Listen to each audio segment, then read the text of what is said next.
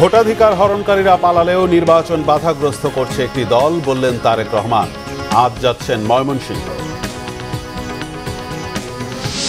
একসাথে আন্দোলন করতে গিয়ে বিএনপিকে অনেক ছাড় দিয়েছে জামাত, ভবিষ্যতে আর নয়, বলেছেন ডাক্তার শফিক।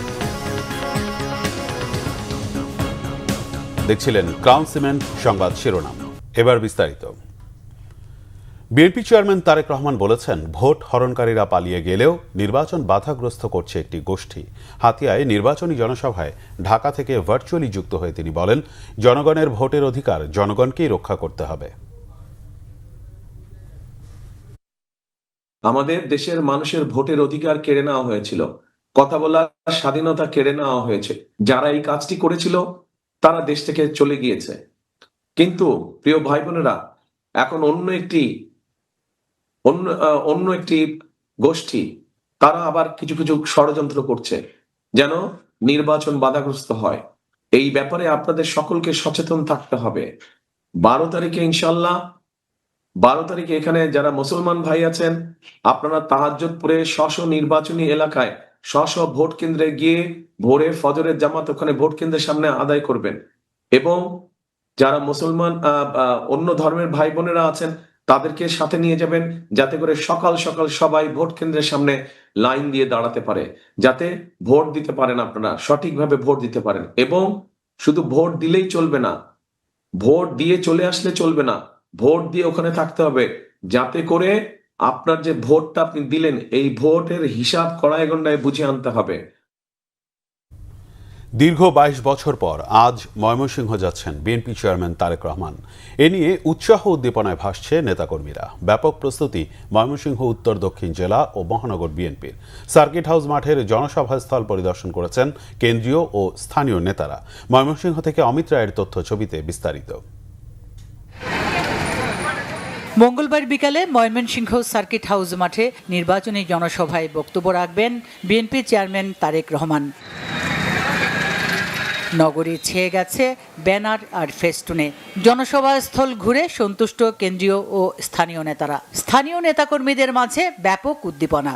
দীর্ঘ 22 বছর পর উনি ময়মনসিংহে আসবেন, সেই জন্য আমরা অনেক আনন্দিত, উৎফুল্ল। তার এই আগমনকে নিয়ে আমরা ময়মনসিংহবাসী খুব প্রফুল্ল। তার কাছ থেকে আমাদের পাওয়ার চাওয়ার অনেক কিছুই আছে। আমরা আশা করি সবগুলোই আমরা ময়মনসিংহবাসী তার কাছে দাবি পেশ করব।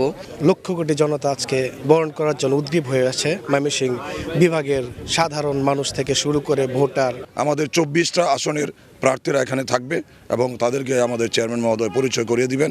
এবং 24টা আসন থেকেই বিপুল সংখ্যক নেতাকর্মী এবং জনগণ এই সভায় অংশগ্রহণ করবে। তারেক রহমানের বক্তব্যে দিক নির্দেশনা মিলবে বলে অপেক্ষা বিএনপি মনোনীত প্রার্থীদের। আমরা যে কোনো কর্মসূচিকে বাস্তবায়ন করার জন্য আমাদের সর্বোচ্চ ত্যাগ দিয়ে, সর্বোচ্চ শ্রম দিয়ে আমরা সেই সফলতা বয়ে আনবো ইনশাল্লাহ। আগামী 27 তারিখ বিকাল 2টায় আসবেন। আমরা মনে করি এই মাঠ কানায় কানায় পূর্ণ হয়ে অতীতের সমস্ত রেকর্ড ভঙ্গ করবে ইনশাআল্লাহ।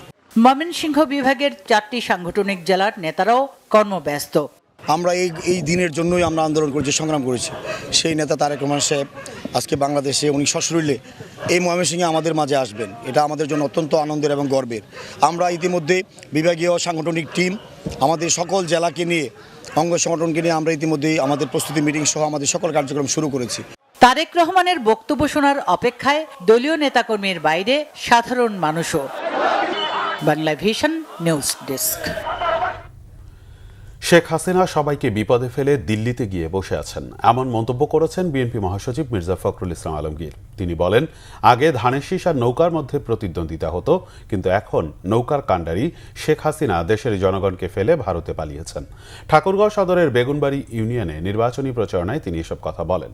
জানান, বিএনপি ব্যবসার জন্য রাজনীতি করে না, বিএনপি রাজনীতি করে মানুষের কল্যাণের জন্য।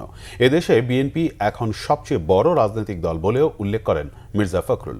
এ সময় রাজনৈতিক প্রতিপক্ষের সমালোচনা করে তিনি বলেন, যারা পাকিস্তানি সেনাদের সাহায্য করেছে, দেশের হাজার হাজার মানুষ হত্যা করেছে, তারা আবার এসে ভোট চাচ্ছে। বলেন, যে দল বাংলাদেশকে বিশ্বাস করে না, বাংলাদেশের স্বাধীনতায় বিশ্বাস করে না, তাদেরকে ভোট দিয়ে দেশের সর্বনাশ না করতে জনগণের প্রতি আহ্বান জানান মির্জা ফখরুল। নৌকাটা নাই, নৌকার যিনি কান্ডারি আমাদের সাবেক প্রধানমন্ত্রী হাসিনা, উনি আপনাদেরকে ফেলে ভারত চলে গেছে, দিল্লিতে গিয়ে বসে আছে। আর আমাদেরকে বিপদে ফেলে দিয়ে গেছে, তাই না? থাকলে অন্তত একটা গণতান্ত্রিক অবস্থা চলতো, তাই তো? বিএনপির সাথে আন্দোলন করতে গিয়ে অনেক ছাড় দিয়েছে জামাত ইসলামী, ভবিষ্যতে আর ছাড় নয় বলেছেন দলের আমির ডাক্তার শফিকুর রহমান। বলেন, জামাত কাউকে পরোয়া করে না, যে হাত দিয়ে কেন্দ্র দখলের চেষ্টা হবে সেই হাতের আঙুল থাকবে না বলে হুঁশিয়ারি দেন তিনি। সোমবার কুষ্টিয়ার শহীদ আবরার ফাহাদ স্টেডিয়ামে 11 দলীয় জোটের সমাবেশে এসব বলেন জামাত আমির। অভিযোগ করেন, ভোট চাওয়ার অপরাধে একটি গোষ্ঠী জামাতের নারী কর্মীদের নানাভাবে নাজেহাল করছে। চাঁদাবাজিতে কিছু মানুষ জনজীবন অতিষ্ঠ করে তুলেছে। পরে মেহেরপুরের নির্বাচনী জনসভায় যোগ দেন ডাক্তার শফিক। সেখান থেকে যান চুয়াডাঙ্গার টাউন হল মাঠের মহাসমাবেশে, সেখানে বিএনপির রাজনীতির সমালোচনা করেন। এরপর ঝিনাইদহের জনসভায় জামাত আমির জানান, ক্ষমতায় গেলে 64 জেলায় সমৃদ্ধ মেডিকেল কলেজ হাসপাতাল প্রতিষ্ঠা করা হবে। আজকের যুব সমাজের বস্তা পচা রাজনীতি দেখতে চায় না। 54 বছর যেই রাজনীতি বাংলাদেশকে অন্ধকার গলিতে ঢুকিয়ে দিয়েছে, কোন রাষ্ট্রের তাবেদারে পরিণত করেছে, আমাদের যুব সমাজ চিৎকার দিয়ে বলেছে, আমরা ওই বাংলাদেশ আর দেখতে চাই না। ভৈরবে ঢাকা মেইলের বগি লাইনচ্যুতির ঘটনায় বন্ধ রয়েছে ঢাকা সিলেট চট্টগ্রাম রুটে ট্রেন চলাচল। গতরাত 3:30টার দিকে ভৈরব বাজার জংশন স্টেশনের আউটার সিগন্যাল এলাকায় দুর্ঘটনা ঘটে।